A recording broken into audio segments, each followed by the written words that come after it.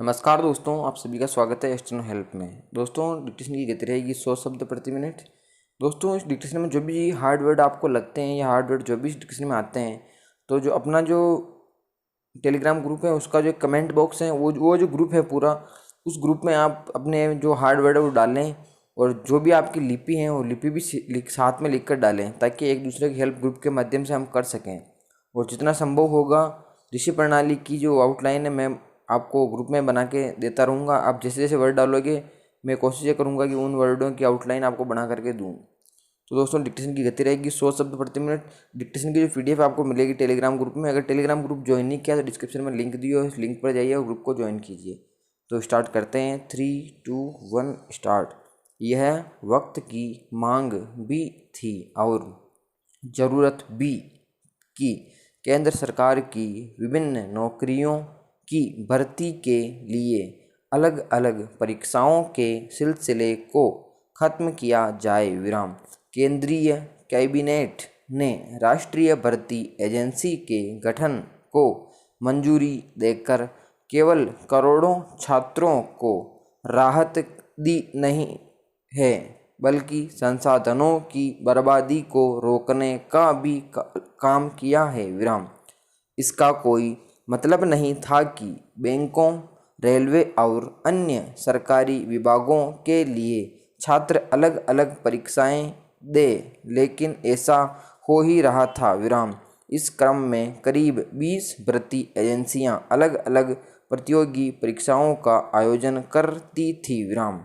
इसके चलते छात्रों को हर परीक्षा के लिए अलग से तैयारी ही नहीं करनी पड़ती थी बल्कि उन सब के लिए बार बार फीस भी भरनी पड़ती थी। विराम। यही नहीं, उन्हें अलग अलग परीक्षाओं में शामिल होने के लिए इस शहर या उस शहर की दौड़ भी लगानी पड़ती थी। विराम। इसी के साथ उन्हें इसकी भी चिंता करनी पड़ती थी कि कब कौन सी परीक्षा के लिए आवेदन मांगे गए हैं। Question mark. इस सबसे मुक्ति सरकारी नौकरियों की तलाश करने वाले करोड़ों युवाओं के लिए एक बड़ी राहत है। विराम। इस राहत को इससे समझा जा सकता है कि केंद्रीय सेवाओं की केवल 3 भर्ती परीक्षाओं में ही करीब 2.5 करोड़ अभ्यर्थी बैठते हैं। विराम। पैरा। महत्वपूर्ण केवल यह नहीं है कि राष्ट्रीय भर्ती एजेंसी अलग अलग नौकरियों के लिए साझा पात्रता परीक्षा आयोजित करेगी, बल्कि यह भी है कि इस परीक्षा की मेरिट लिस्ट 3 साल के लिए मान्य होगी। विराम। फिलहाल राष्ट्रीय भर्ती एजेंसी रेलवे और बैंकों के साथ कर्मचारी चयन आयोग के तहत होने वाली भर्तियों के लिए साझा पात्रता परीक्षा आयोजित करेगी। विराम। इसका कारण संभवतः उचित व्यवस्था के निर्माण के साथ हर जिले में एक परीक्षा केंद्र बनाने के लक्ष्य को हासिल किया जाना है। विराम। जो भी हो, यह व्यवस्था इस तरह बनाई जानी चाहिए जिससे वह पारदर्शी होने के साथ भरोसेमंद भी बने। विराम। राष्ट्रीय भर्ती एजेंसी के जरिए होने वाली साझा पात्रता परीक्षा इस तरह होनी चाहिए जिससे उसकी विश्वसनीयता को लेकर कहीं कोई सवाल न उठने पाएँ, क्योंकि हाल के समय में कुछ प्रतियोगी परीक्षाओं की विश्वसनीयता पर सवालिया निशान लगे हैं। विराम। राष्ट्रीय भर्ती एजेंसी के जरिए साझा पात्रता परीक्षा की तैयारी के साथ यह भी उचित होगा कि केंद्रीय सेवाओं में रिक्त पड़े पदों को समय रहते भरने में तत्परता का परिचय दिया जाए। विराम। जो पद समाप्त किए जाने हैं वे समाप्त किए जाएं, लेकिन शेष रिक्त पदों की भर्ती प्राथमिकता के आधार पर की जानी चाहिए। विराम। अच्छा होगा कि राष्ट्रीय भर्ती एजेंसी के गठन के फैसले को राज्य सरकारें अपने अनुकरणीय उदाहरण समझे विराम। कुछ ऐसा ही फैसला उन्हें भी लेना चाहिए विराम पैरा। अंग्रेजों के आने के पहले भारत लगभग आत्मनिर्भर था विराम। हमारे गांव अपनी ज़रूरत भर का सामान तो पैदा कर ही लेते थे, अपने आस-पास की ज़रूरतें भी पूरी करते थे विराम। बाजार लेन देन पर टिका हुआ था विराम। अदला बदली की व्यवस्था के तहत समाज अपने खान पान, कपड़े लत्ते एवं जरूरत के अन्य संसाधन प्राप्त कर लेता था विराम।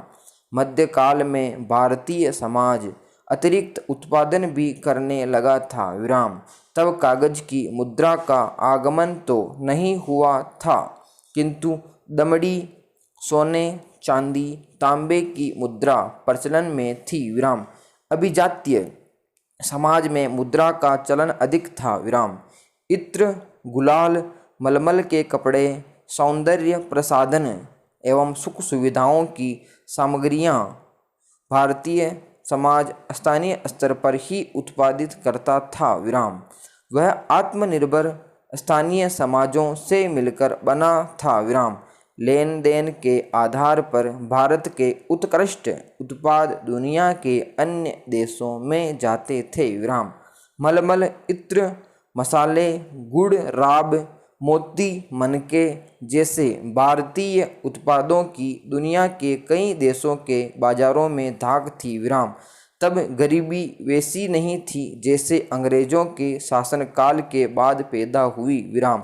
व्यवसायी, दस्तकार समुदाय, कृषक आत्मनिर्भर थे विराम। स्थानीय उत्पादों की जिस ब्रांडिंग की अपील आज पीएम मोदी कर रहे हैं, वह 19वीं शताब्दी के पहले के समाज में मौजूद थी विराम।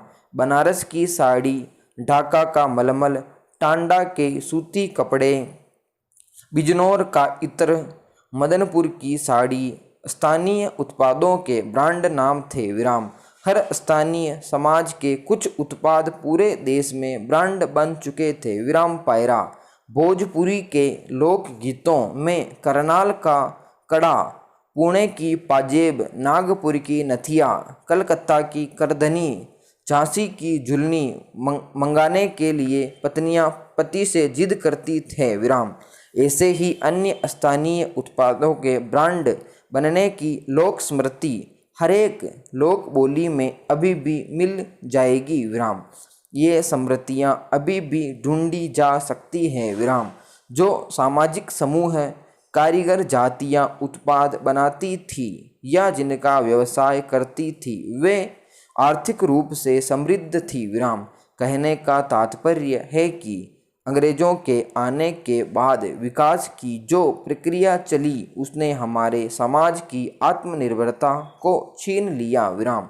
उन्होंने हमारी कृषि, हमारे खान पान, हमारे उपभोग के तरीकों को बदल दिया विराम। हमारे जीवन जीने की आदतें भी उपनिवेशवाद ने छीन ली विराम। अंग्रेजों ने हम में बाहरी सामान का नशा भर दिया विराम। इसके लिए उन्होंने सबसे पहले अपने को, अपनी संस्कृति की उत्कृष्ट एवं हमारी संस्कृति एवं हमारे ज्ञान को हीन बताकर हमारा आत्मविश्वास छीना विराम। पश्चिमी आधुनिकता के अस्त्र से हमारे देशज आधुनिकता का वध कर डाला विराम। इस लड़ाई में उपनिवेशवादी साम्राज्य ने अपने सैनिक और अन्य संसाधन झोंक दिए विराम। हमारे समाज का विऔद्योगीकरण कर दिया गया और हमें मात्र कच्चा माल का उत्पादक बना दिया गया विराम। इस प्रकार उपनिवेशवाद ने हमारे आत्मविश्वास को तोड़ दिया विराम। ध्यान रहे कि आत्मविश्वास एवं आत्मनिर्भरता दोनों एक दूसरे से गहरे जुड़े हुए हैं विराम पैरा।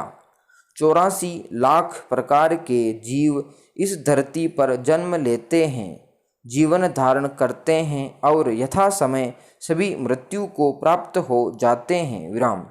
इन्हीं में से एक जीव मनुष्य भी इसी तरह से जन्मता है, जीवन धारण करता है और यथा समय मृत्यु को प्राप्त हो जाता है। विराम।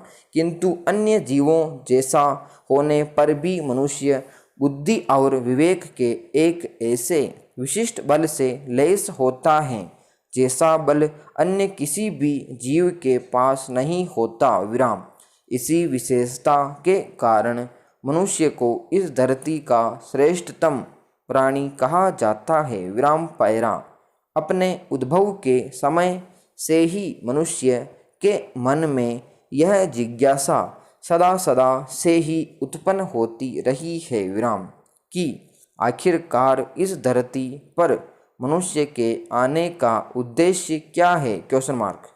क्या इसका जन्म लेना? विराम। समाप्त। दोस्तों ये थी डिक्टेशन 10 मिनट की, काफ़ी शानदार डिक्टेशन है। 3 मैटर इंक्लूड किए गए हैं, तीनों काफ़ी शानदार मैटर हैं। तीनों को आप लिखे, कम से कम गलतियां करें और ट्रांसक्राइब जरूर करें। और कितनी गलतियां आती है कमेंट बॉक्स में जरूर मिलाएं, क्योंकि पीडीएफ आपको दे ही रहे हैं तो पीडीएफ से आप मिलान करें। जो भी और हार्ड वर्ड आते हैं तो ग्रुप में आप कमेंट बॉक्स के माध्यम से डालें, ताकि ग्रुप में एक दूसरे की मदद से सभी का सहयोग मिल सकें। और अगर वो वाला अभी तक आपने ज्वाइन नहीं किया तो जब लिंक में डिस्क्रिप्शन ग्रुप में दे दूंगा और डिस्क्रिप्शन में दे दूंगा आउटलाइन वाली जो ग्रुप की लिंक है, वहाँ आप जाइए, उस ग्रुप को ज्वाइन कीजिए। धन्यवाद।